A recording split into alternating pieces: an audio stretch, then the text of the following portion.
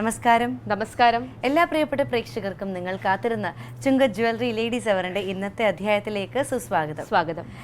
ഇന്ന് എരുമേലി പേട്ടതുള്ളലിന്റെ ദിവസമാണ്, ജനുവരി 11 അല്ലേ? അതുകൊണ്ട് തന്നെ എന്താണ് ആചാരങ്ങളുടെയും അനുഷ്ഠാനങ്ങളുടെയും ഐതിഹ്യങ്ങളുടെയും എല്ലാം ഉറങ്ങുന്ന ശബരിമലയിലേക്കും അല്ലെങ്കിൽ എരുമേലി പേട്ടതുള്ളലിന്റെ ഐതിഹ്യത്തിലേക്കും എല്ലാമാണ് നമ്മൾ സഞ്ചരിച്ചു പോകുന്നത് അല്ലേ? അതെ. ശബരിമല പേട്ടതുള്ളൽ എന്ന് പറയുന്നത് അല്ലെങ്കിൽ എരുമേലി പേട്ടതുള്ളൽ എന്ന് പറയുന്നത് ശബരിമലയിലേക്ക് പോകുന്ന കന്നി അയ്യപ്പന്മാർ നടത്തുന്ന ഒരു ആനന്ദാനുഷ്ഠാന നൃത്തം രൂപം കൂടിയാണ് പേട്ടതുള്ളൽ എന്ന് പറയുന്നത്. അപ്പോൾ ഇന്നേ ദിവസം നമ്മൾ അറിഞ്ഞോ അറിയാതെയോ ചെയ്തു പോയിട്ടുള്ള തെറ്റുകുറ്റങ്ങൾ പൊറുക്കണമേ എന്നുള്ള ഈ വ്രതാനുഷ്ഠാന കാലത്ത് നമ്മൾ ചെയ്തു പോയിട്ടുള്ള തെറ്റുകുറ്റങ്ങൾക്കുള്ള ഒരു മാപ്പപേക്ഷികൾ കൂടിയാണ് പേട്ടതുള്ളൽ എന്ന പേരിൽ അറിയപ്പെടുന്നത്. അതെ, ഒരു വെറ്റിലയും ഒരു രൂപ നാണയവും എല്ലാം ഇരുമുടിക്കെട്ടിലേക്ക് പാപപുണ്യ ഭണ്ഡാരമായ ഇരുമുടിക്കെട്ടിലേക്ക് കൂട്ടിവച്ച് അവർ പേട്ടതുള്ളാൻ തുടങ്ങും. ഇവിടെ കൊച്ചമ്പലത്തിൽ നിന്നും വാവറുടെ പള്ളിയിലേക്കും പിന്നെ വാവറുടെ പള്ളിയിൽ പിന്നെ അതിനുശേഷം ഒന്ന് കുളിച്ച് മെയിൻ വലിയ അമ്പലത്തിലേക്ക് പോകുന്ന ഒരു താളമേള അകമ്പടിയോടുകൂടി ഉള്ള ഒരു ആനന്ദ നൃത്തം തന്നെയാണ്. ഈ എരുമേലി പേട്ടതുള്ളലും ഒരു മതസൗഹാർദ്ദം കൂടിയുണ്ട്. കാരണം വാവറുടെ പള്ളിയിൽ നിസ്കരിക്കുന്നുണ്ട്, ക്ഷേത്രങ്ങളിൽ കൂടെ കടന്നു പോകുന്നുണ്ട്. അപ്പോൾ ഈ ശബരിമല എന്ന ഒരു മതസൗഹാർദ്ദത്തിന്റെ ഒരു രീതി കൂടിയാണ് നമുക്ക് മുന്നിൽ കാണിച്ചു തരുന്നത്. കാരണം ശബരിമലയിലേക്ക് പോകുന്ന വ്രതാനുഷ്ഠാനങ്ങളുടെ ഭാഗമായിട്ടുള്ളതാണ് എരുമേലി പേട്ടതുള്ളലും. അപ്പോൾ ഈ പേട്ടതുള്ളലിന് വേണ്ടിയിട്ട് ഇത്തരം ക്ഷേത്രങ്ങളിലും പള്ളികളിലും എല്ലാം ഒരേ മനസ്സോടുകൂടി പോവുകയും ഒരേപോലെ തന്നെ തങ്ങൾ ചെയ്തു പോയിട്ടുള്ള തെറ്റുകൾ ഏറ്റുപറഞ്ഞ് അല്ലെങ്കിൽ ഇനി അറിഞ്ഞോ അറിയാതെയോ ചെയ്തു പോയിട്ടുള്ള തെറ്റുകുറ്റങ്ങൾക്കെല്ലാം മാപ്പപേക്ഷിച്ച് ശബരിമലയിലേക്ക് പോകുന്ന കന്നി അയ്യപ്പ ഭക്തന്മാർ നടത്തുന്ന ഒരു ആനന്ദ നൃത്തം തന്നെയാണ് പേട്ടതുള്ളൽ എന്നറിയപ്പെടുന്നത്. അതെ, തീർച്ചയായിട്ടും പേട്ടതുള്ളലിന്റെ ഈണങ്ങളെല്ലാം ഒരു പ്രത്യേകതരമാണ്. ശരണം വിളിയുടെ ഈണവും ഇതുപോലെ പേട്ടതുള്ളലിന്റെ ഒരു ആനന്ദ ഈണവും എല്ലാം രസകരമാണ്. ആദ്യമെല്ലാം പേട്ടതുള്ളലിന്റെ കന്നി അയ്യപ്പന്മാര് തേച്ചിരുന്നത് ചന്ദനവും ഭസ്മവും ഒക്കെ ആണെങ്കിൽ ഇപ്പോൾ ചായക്കൂട്ടുകളാണല്ലേ. ചായക്കൂട്ടുകളും എല്ലാം തേച്ച് വളരെ വളരെ ആർഭാടമായിട്ട് വളരെ ഉത്സവ ലഹരിയോടുകൂടിയാണ് പേട്ടതുള്ളൽ ഇന്ന് നടന്നു വരുന്നത്. അതെ. അപ്പോൾ ഏതായാലും ഇന്നേ ദിവസം ഇത്തരം വിശേഷങ്ങളിലൂടെയാണ് നമ്മൾ കടന്നു പോകുന്നത്. ആദ്യ സെഗ്മെന്റിന് ശേഷം മടങ്ങി വരാം.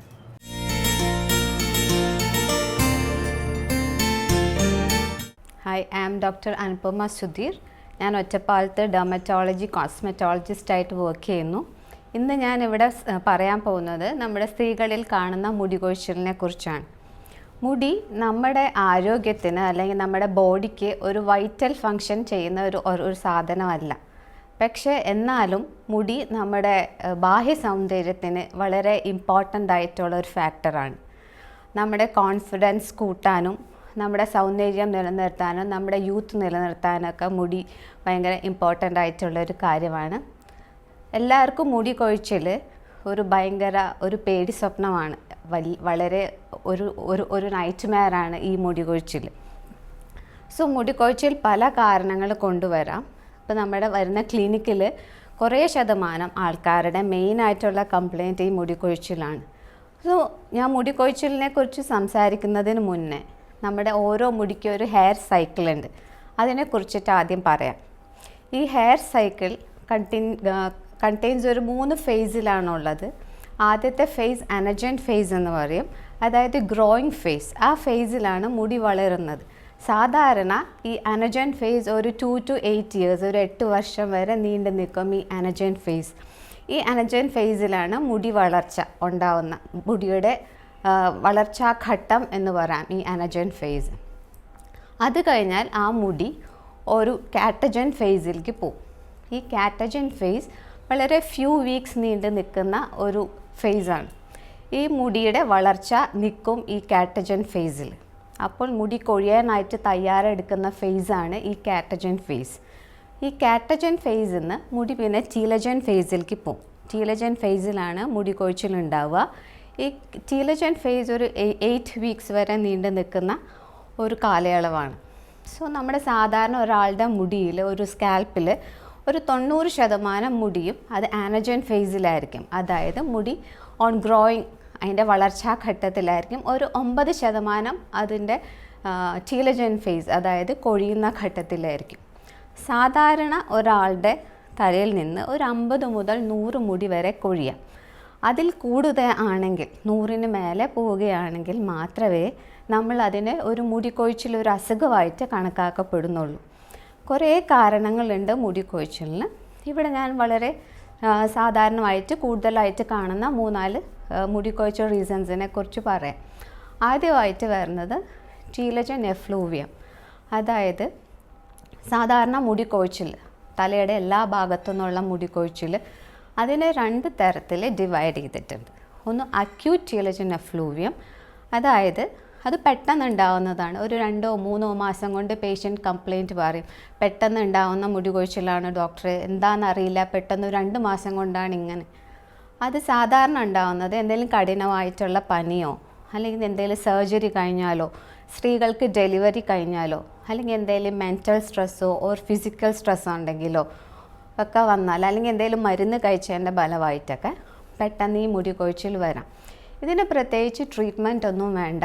ഇത് പതുക്കെ ഒരു 6 മാസമൊക്കെ കഴിയുമ്പോൾ പതുക്കെ അത് പഴയ സ്ഥിതിയിലേക്ക് എത്തിക്കൊള്ളും. ഇനി ക്രോണിക് ടീലജൻ എഫ്ലൂവിയം, അതായത് ഈ മുടി കൊഴിച്ചിൽ നീണ്ടു നിൽക്കുക, ഒരു 6 മാസമായിട്ട് ഒരേപോലെ മുടി കൊഴിഞ്ഞുകൊണ്ടിരിക്കുക. അത് കുറച്ച് വറിയിങ് സിറ്റുവേഷനാണ്. അതിന് നമ്മൾ എത്രയും പെട്ടെന്ന് ഒരു ഡെർമറ്റോളജിസ്റ്റിനെ കാണണം. അത് ഉണ്ടാവാൻ കുറേ റീസൺ ഉണ്ട്. സാധാരണ ഉണ്ടാവുന്നത് തൈറോയിഡ് അസുഖങ്ങൾ, ഹൈപ്പോതൈറോയിഡിസം അല്ലെങ്കിൽ ഹൈപ്പർ തൈറോയിഡിസം, അല്ലെങ്കിൽ അയൺ ഡെഫിഷ്യൻസി അനീമിയ, രക്തക്കുറവ് കൊണ്ടുവരാം. പിന്നെ ചില മരുന്നുകൾ കുറേ നാൾ കഴിക്കുമ്പോൾ അതിൻ്റെ സൈഡ് എഫക്റ്റ് ആയിട്ട് വരാം. പിന്നെ നമ്മുടെ ഡയറ്റിങ്, ഇപ്പോൾ എല്ലാവരും ഡയറ്റിങ് ഫോളോ ചെയ്യുന്ന ആൾക്കാരാണ്. ആവശ്യത്തിന് വൈറ്റമിനൊക്കെ കുറവുണ്ടെങ്കിൽ അതിൻ്റെ ഭാഗമായിട്ട് മുടികൊഴിച്ചിൽ വരാം. ഇങ്ങനെ വന്നു കഴിഞ്ഞാൽ എത്രയും പെട്ടെന്ന് ഡെർമറ്റോളജിസ്റ്റിനെ കാണാം. എന്തുകൊണ്ടാണ് മുടികൊഴിച്ചിൽ കണ്ടുപിടിക്കുക, അതിനായിട്ടുള്ള ട്രീറ്റ്മെൻറ്റ് എടുക്കുക. ഇനി രണ്ടാമത്തെ മുടികൊഴിച്ചിലിൻ്റെ കാരണം ഫീമെയിൽ പാറ്റേൺ ഹെയർ ലോസ്, അഥവാ സ്ത്രീകളിൽ വരുന്ന കഷണ്ടി. സാധാരണ എല്ലാവരും വിചാരിക്കും പുരുഷന്മാർക്ക് മാത്രമേ കഷണ്ടി വരുള്ളൂ എന്ന്. അല്ല, സ്ത്രീകൾക്കും വരാം. പക്ഷേ പുരുഷന്മാരെ പോലെ അല്ല സ്ത്രീകളിൽ കഷണ്ടി വരിക, വളരെ ഡിഫറെൻ്റ് ആയിട്ടാണ് വരിക. ഒരു പ്രത്യേക ഒരു പാറ്റേണിലല്ല കഷണ്ടി വരിക. സ്ത്രീകളുടെ കഷണ്ടി എന്ന് പറഞ്ഞാൽ തലയിലെ എല്ലാ ഭാഗത്തുനിന്നും ഒരേപോലെ മുടി കൊഴിയും.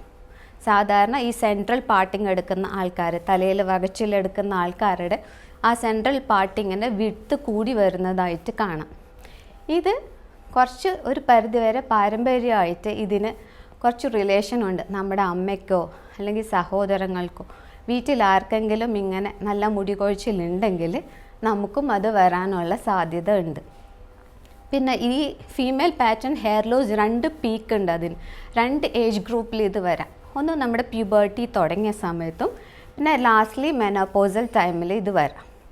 സോ അങ്ങനെ എന്തെങ്കിലും ഉണ്ടെങ്കിൽ, നിങ്ങൾ മുടി കൊഴിച്ചിൽ കൂടുതലായിട്ട് തോന്നുന്നുണ്ടെങ്കിൽ ഉടനെ ഡോക്ടറെ കാണിക്കുക, ഇൻവെസ്റ്റിഗേഷൻസ് ചെയ്യുക, പെട്ടെന്ന് ട്രീറ്റ്മെൻറ്റ് എടുത്താൽ ഉള്ള മുടിയെങ്കിലും അതേപോലെ നമുക്ക് മെയിൻറ്റെയിൻ ചെയ്യാൻ സാധിക്കും. മൂന്നാമത്തെ റീസൺ ഈസ് അലോപേഷ്യ ഏരിയേറ്റ പറയും. എല്ലാവർക്കും അറിയാം. അത് സാധാരണ ചെറുപ്പക്കാർക്കൊക്കെ കാണുന്നതാണ്, നമുക്ക് കേട്ട് പരിചയമുള്ളതാണ്. വട്ടത്തിൽ മുടി കൊഴിയുക. യൂഷ്വലി തലയിൽ കാണാം, ആണുങ്ങൾക്ക് അത് മീശയിലും താടിയിലൊക്കെ കാണാം. അത് സാധാരണ ഇത് 1 വർഷത്തിനുള്ളിലൊക്കെ കറക്റ്റായിട്ട് പഴയ സ്ഥിതിയിലേക്കാവും വിത്തൗട്ട് എനി ട്രീറ്റ്മെൻറ്റിൻ്റെ ആവശ്യമൊന്നുമില്ല. പക്ഷേ അത് കൂടുതലാണ്, അതങ്ങനെ തന്നെ നിൽക്കുവാണെങ്കിൽ ഒരു ഡെർമറ്റോളജിസ്റ്റിനെ കാണാം. അതിന് ഇഞ്ചെക്ഷൻസ് ഉണ്ട്, ടാബ്ലറ്റ്സ് ഉണ്ട്, പെരട്ടാൻ ഓയിൻമെൻറ്റ് ഉണ്ട്. അതൊക്കെ കറക്റ്റായിട്ട് എടുത്തു കഴിഞ്ഞാൽ അത് മാറും. ഈ അലോപേഷ്യ ഏരിയേറ്റ തൈറോയിഡ് അസുഖങ്ങളുണ്ടെങ്കിൽ അത് വരാനുള്ള ചാൻസ് കൂടുതലാണ്. ഇനി 4ാമത്തെ റീസണാണ് സെബോറിക് ഡെർമറ്റൈറ്റിസ് അഥവാ താരൻ. നമ്മളെല്ലാവർക്കും കേട്ടു പരിചയമുള്ളതാണ്. ഒരുവിധം 90% ആൾക്കാരും കംപ്ലയിൻറ്റ് ചെയ്യുന്ന ഒരു കാര്യമാണ് തലയിൽ താരനെന്ന്. സാധാരണ നമ്മൾ തലയിൽ കാണുന്ന ഈ പൊടി പോലത്തെ സാധനം അത് ശരിക്കും താരൻ എന്ന് പറയാൻ പറ്റില്ല. അതൊരു ഡ്രൈ സ്കിൻ പ്രോബ്ലമാണ്. സ്ഥിരമായിട്ട് റെഗുലറായിട്ട് ഷാമ്പു യൂസ് ചെയ്യുന്ന ആൾക്കാർ, തലയിൽ സോപ്പ് തേക്കുന്ന ആൾക്കാർ, എണ്ണ അധികം യൂസ് ചെയ്യാത്ത ആൾക്കാർ, ഇവരിലൊക്കെ കാണുന്നതാണ് ഈ സാധനം. അതിന് പ്രത്യേകിച്ച് ട്രീറ്റ്മെൻറ്റിൻ്റെ ആവശ്യമില്ല. റെഗുലറായിട്ട് ഷാമ്പു യൂസ് ചെയ്യരുത്, വീക്ക്ലി വൺസ് മാത്രമേ യൂസ് ചെയ്യുക. പിന്നെ തലയിൽ ഇടയ്ക്കിടയ്ക്ക് എണ്ണ തേക്കുക. ഈ കാര്യങ്ങൾ ശ്രദ്ധിച്ചാൽ അത് മാറും. പിന്നെ ഇതല്ലാതെ ചില ആൾക്കാരുടെ തലയിൽ ഫ്ലേക്സ് പോലെ, അതായത് ചെളുക്ക പോലെ കട്ടിയായിട്ടുള്ള താരം കാണാം. ഇത് അസുഖമാണ്, ഇത് ചികിത്സിക്കേണ്ട ഒരു കാര്യമാണ്. ഇതുകൊണ്ട് മുടി കൊഴിച്ചിൽ വരാം. സോ അങ്ങനെ എന്തെങ്കിലും ഉണ്ടെങ്കിൽ നിങ്ങൾ അതേപോലെ തന്നെ അതിന് അവൈലബിളായിട്ട് മാർക്കറ്റിലും നമ്മുടെ ഇതിലും ഷാംപൂസ് ഉണ്ട്, ലോഷൻസ് ഉണ്ട്, അതൊക്കെ കറക്റ്റായിട്ട് എടുത്തു കഴിഞ്ഞാൽ അത് മാറും. പിന്നെ ഉള്ളത്, നമ്മൾ മുടികൊഴിച്ചിലായിട്ട് ഒരു പേഷ്യൻ്റ് വന്നു കഴിഞ്ഞാൽ നമ്മൾ അതിനെ എങ്ങനെയാണ് അതിനെ അപ്രോച്ച് ചെയ്യുന്നത്.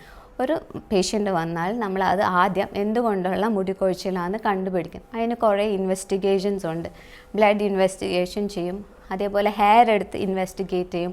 ചിലപ്പോൾ അത്യാവശ്യം ഉണ്ടെങ്കിൽ ബയോപ്സി, അത് വെരി റെയർലി ആവശ്യം വരുള്ളൂ, ബയോപ്സി ചെയ്ത് നോക്കാം. പിന്നെ PCOD ഉണ്ടോ, വേറെ എന്തെങ്കിലും ഹോർമോൺ പ്രശ്നങ്ങളുണ്ടോ എന്ന് അറിയാൻ വേണ്ടി നമ്മൾ സ്കാൻ ചെയ്ത് നോക്കും. ഇതെല്ലാം കണ്ടുപിടിച്ചിട്ട് റീസൺ കണ്ടുപിടിക്കുക. ഇപ്പോൾ നമുക്ക് ഇഷ്ടംപോലെ ട്രീറ്റ്മെൻറ്റ് ഓപ്ഷൻസ് അവൈലബിൾ ആണ്. ടാബ്ലറ്റ് ഉണ്ട്, സിറംസ് ഉണ്ട്, ലോഷൻസ് ഉണ്ട്, സ്പ്രേസ് ഉണ്ട്, പിന്നെ ലേസർ ഉണ്ട്, ഹെയർ ട്രാൻസ്പ്ലാന്റേഷൻ ചെയ്യാം, പ്ലേറ്റ്ലെറ്റ് റിച്ച് പ്ലാസ്മ തെറാപ്പി ചെയ്യാം, മൈക്രോ നീഡ്ലിംഗ് ഉണ്ട്. Variety of treatment options available ആണ്. വേണ്ടത് എത്രയും പെട്ടെന്ന് കണ്ടുപിടിക്കുക, അതിനായിട്ട് ഒരു ഡോക്ടറെ കാണുക വേഗം. നമ്മുടെ മുടി നമുക്ക് എങ്ങനെ ഹെൽത്തി ആയിട്ട് വെക്കാനായിട്ട് കുറച്ച് ഹെൽത്ത് കെയർ ടിപ്സ് ഞാൻ പറഞ്ഞു തരാം. എപ്പോഴും നമ്മൾ ഈറ്റ് ഹെൽത്തി, നല്ല ഹെൽത്തി ഡയറ്റ് ഫോളോ ചെയ്യണം. വിത്ത് ഡാർക്ക് ഗ്രീൻ വെജിറ്റബിൾസും ഫ്രൂട്ട്സൊക്കെ ധാരാളം കഴിക്കുക. അതേപോലെ വെള്ളം ധാരാളം കുടിക്കുക. നമ്മുടെ സ്കാൽപ്പ് എപ്പോഴും ക്ലീൻ ആക്കി വെക്കണം. അതായത് എപ്പോഴും ഷാമ്പൂ ഇട്ടിട്ട് ഇടയ്ക്കൊക്കെ ഷാമ്പൂ ഇട്ട് കഴുകുക. ഡേർട്ടൊക്കെ ഉണ്ടെങ്കിൽ മുടി കൊഴിച്ചിലുണ്ടാവാനുള്ള ചാൻസ് കൂടുതലാണ്. അതേപോലെ ഹെയർ കോസ്മെറ്റിക്സ്, ഇപ്പം നമുക്ക് എല്ലാവരും പാർലറിൽ പോയി ഹെയർ സ്ട്രെയിറ്റൻ ചെയ്യും, ഹെയർ കളർ ചെയ്യും, പെർമിങ് ചെയ്യും. ഇതൊക്കെ മുടിക്ക് ഭയങ്കര കേടാണ്. ഈ ഹെയർ കളറിങ്, ഈ പെർമിങ്, സ്ട്രെയിറ്റനിങ് ഒക്കെ നമ്മുടെ മുടിയുടെ ഒരു ഔട്ടർ കവറിങ് ഉണ്ട്, ക്യൂട്ടിക്കിൾ പറഞ്ഞ്, അതാണ് മുടിയെ പ്രൊട്ടക്റ്റ് ചെയ്യുന്നത്. ആ ക്യൂട്ടിക്കിൾ നശിച്ചിട്ട് അതിൻ്റെ സെൻറ്റർ കോർട്ടെക്സ് എക്സ്പോസ്ഡ് ആയിട്ട് ആയിക്കഴിഞ്ഞാൽ ആ മുടിയുടെ ഹെൽത്ത് നഷ്ടപ്പെട്ട് ആ മുടി ഈസിലി ബ്രേക്ക് ആവും, വേഗം പൊട്ടിപ്പോവും. സോ അങ്ങനത്തെ hair cosmetic procedure maximum avoid ചെയ്യാൻ നോക്കണം എല്ലാവരും.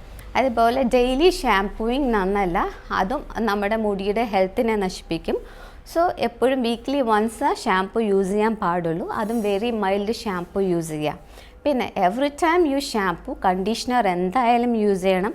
ബിക്കോസ് കണ്ടീഷണറാണ് ആ മുടിക്കൊരു പ്രൊട്ടക്റ്റീവ് ലെയർ ഉണ്ടാക്കി മുടിയെ ഹെൽത്തി ആക്കും. സോ എപ്പോഴും ഷാംപൂ യൂസ് ചെയ്യുമ്പോൾ നമ്മൾ കണ്ടീഷണർ യൂസ് ചെയ്തിരിക്കണം. അതേപോലെ മുടി ചീകുമ്പോൾ നമ്മുടെ ബ്രഷ് അല്ലെങ്കിൽ കോംബ് ചൂസ് ചെയ്യുന്ന കെയർഫുള്ളായിട്ട് ചൂസ് ചെയ്യണം. അത് ഭയങ്കരമായിട്ട് പോയിൻറ്റഡ് ആയിട്ടുള്ളതോ അല്ലെങ്കിൽ ചേർന്ന പല്ലുള്ളതായിട്ടുള്ള കോംബ് യൂസ് ചെയ്യരുത്. അത് വൈഡ്ലി ടൂത്ത്ഡ് ആയിരിക്കണം. അതേപോലെ അതിൻ്റെ ബ്രിസിൽസ് റൗണ്ട് ടിപ്പായിട്ടുള്ളതായിരിക്കണം. അങ്ങനെയാണെങ്കിൽ മുടിക്ക് ഫ്രിക്ഷൻ കുറയും, മുടി പൊട്ടാനുള്ള ചാൻസും കുറവായിരിക്കും. പിന്നെ രാത്രി കിടക്കുന്ന സമയത്ത് എല്ലാവരും മുടി ടൈ ചെയ്ത് ലൂസായിട്ട് മെടഞ്ഞ് അല്ലെങ്കിൽ ബ്രെയ്ഡ് ചെയ്ത് കിടക്കണം. ടൈറ്റായിട്ട് ചേർത്ത് ലൂസായിട്ട് ചെയ്ത് കിടക്കുക. അതേപോലെ ഡൈ യൂസ് ചെയ്യുന്ന ആൾക്കാർ എപ്പോഴും നല്ല ബ്രാൻഡഡ് ആയിട്ടുള്ള നല്ല ഡൈസ് യൂസ് ചെയ്യുക. അതും എപ്പോഴും ഒരേ ഡൈ തന്നെ യൂസ് ചെയ്യണം. റെഗുലറായിട്ട് സെയിം കമ്പനി തന്നെ യൂസ് ചെയ്യുക, മാറി യൂസ് ചെയ്യരുത്. അത് യൂസ് ചെയ്താലും മുടിക്ക് കേടാണ്. പിന്നെ നമ്മൾ എപ്പോഴും മുടി ചീകുന്നത് കുളി കഴിഞ്ഞിട്ട് ഒരിക്കലും ചീകാൻ പാടില്ല. വെറ്റ് ഹെയർ അല്ലെങ്കിൽ നനഞ്ഞ മുടി വേഗം പൊട്ടിപ്പോകും. സോ എപ്പോഴും മുടി ചീകുമ്പോൾ ഡ്രൈ ഹെയറിൽ മാത്രമേ ചീകാൻ പാടുള്ളൂ. അവസാനമായിട്ട് നമ്മുടെ ഹെൽത്ത് നമ്മുടെ മുടിയിൽ റിഫ്ലക്റ്റ് ചെയ്യുന്നതാണ് പറയുക. സോ നല്ല ഹെൽത്തി ഫുഡ് കഴിക്കുക, ഹെൽത്തി ഹാബിറ്റ് ഫോളോ ചെയ്യുക. അങ്ങനെയാണെങ്കിൽ നമുക്ക് നല്ല ഹെൽത്തി ഹെയറും കിട്ടും.